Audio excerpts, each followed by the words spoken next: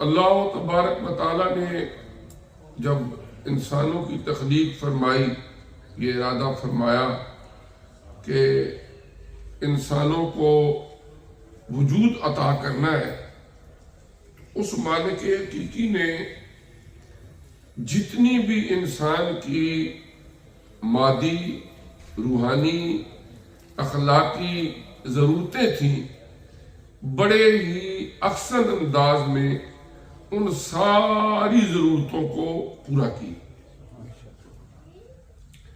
اللہ تعالیٰ نے جو ہمارا باڈی سٹرکچر بنایا، اس کو پتا تھا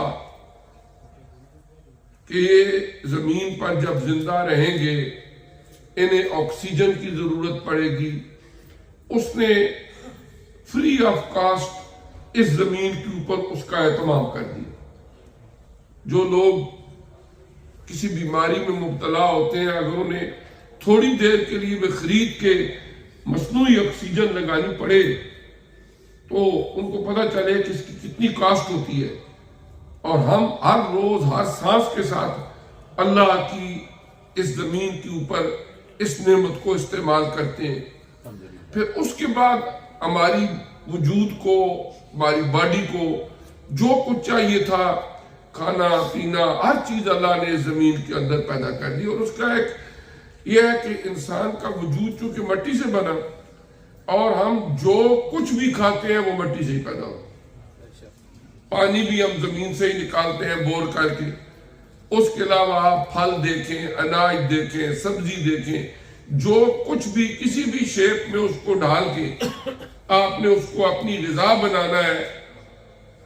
وہ اللہ تبارک و تعالیٰ نے اسی مٹی سے ہی پیدا فرمائی، اس لیے کہ انسان کے وجود کو بھی اللہ تعالیٰ نے مین عنصر جو ہے اس میں وہ مٹی ہے۔ اب ایک تو بات ہو گئی کہ جی اس زمین کے اوپر رہنا ہے، اللہ نے وہ ساری ضرورتیں پوری کی، لیکن صرف رہنے کے لیے ہی نہیں بھیجا کہ تم نے وہاں پر کھانا پینا ہے، بس زندہ رہنا ہے۔ اس زندہ رہنے کا بھی مقصد بیان کیا، اور زندہ رہنے کا مقصد بنیادی طور پر یہ ہے کہ تم نے میرے ساتھ تعلق وابستہ رکھنا ہے، میری یاد کو اپنے دل میں بسائے رکھنا ہے۔ اب اس کے لیے اللہ تعالیٰ نے کیا نظام بنایا؟ جتنے بھی انبیاء کرام گزرے ہیں، اللہ تعالیٰ نے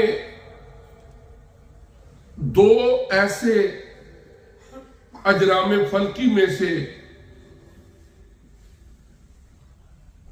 سیارے بنا دیے، ایک چاند اور ایک سورج، کہ زمین کے اوپر وہ طلوع بھی ہوتے ہیں، غروب بھی ہوتے ہیں۔ اب ایک سکیجول کے طور پر، ایک ٹائم ٹیبل کے طور پر اللہ تعالیٰ نے ہر دور کے اندر کچھ عبادتیں چاند کے طلوع و غروب سے منسلک کر دی، اور کچھ عبادتیں سورج کے ساتھ، اور کچھ ان اوقات کے درمیان کسی وقت بھی کر سکتے۔ مثلاً ہم حج کرتے ہیں، وہ چاند کے مطابق جب تاریخ نظر آتی ہے، عیدین ہے، دیگر بہت سارے احکامات شرعی ہیں جن کا تعلق قمری مہینے سے۔ ہم نماز پڑھتے ہیں، جی مغرب کا وقت ہو گیا ہے، کیوں؟ سورج غروب ہو گیا۔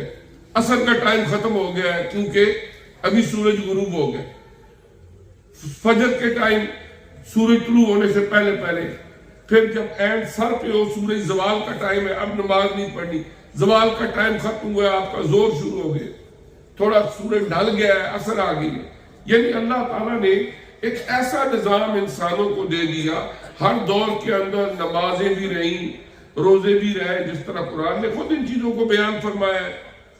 اب ان کے لیے اللہ تعالیٰ نے انسان کو ہر دور کے اندر ایک ٹائم ٹیبل دے دیا کہ تم نے اپنی دنیا کی زندگی کے جتنے دن مقرر ہیں یہ گزارنے، لیکن اس کے ساتھ ساتھ تم نے کچھ چیزیں وہ ہیں جنہیں تمہارے اوپر فرض کر دیا ہے، کچھ وہ ہیں جو آپشنل رکھی ہیں، کچھ وہ ہیں کہ جن کو حرام کیا ہے، کچھ چیزیں وہ ہیں کہ جن کو قرآن کی نظر سے دیکھا جاتا ہے کہ ناپسندیدہ ہے۔ تو ان ساری چیزوں کا تم نے خیال رکھتے ہوئے اپنی زندگی کے دن جو ہے وہ گزارتے رہنا ہے۔ اب اس سارے نظام کو انسان تک پہنچانے کے لیے اللہ تعالیٰ نے ایک مربوط اور مضبوط یہ نظام بنایا کہ ازل سے ہی کچھ لوگوں کو چن لیا جن کے سر پہ نبوت اور رسالت کا تاج سجا دیا۔ اب انہیں بھیجا کہ یہ جو میری عبادت،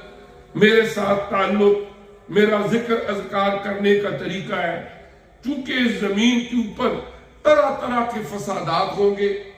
انسانوں کو گمراہ کرنے کے لیے شیطان، نفس امارہ یہ اپنی بھرپور کوششیں کریں گے، لہذا اے میرے انبیاء اور رسل، تم نے اس زمین پر اپنے اپنے وقت کے مطابق جا کے ان انسانوں کو سیدھا رستہ بتاتے رہنا ہے، پیشوائی اور رہنمائی کا فریضہ سر انجام دیتے رہنا۔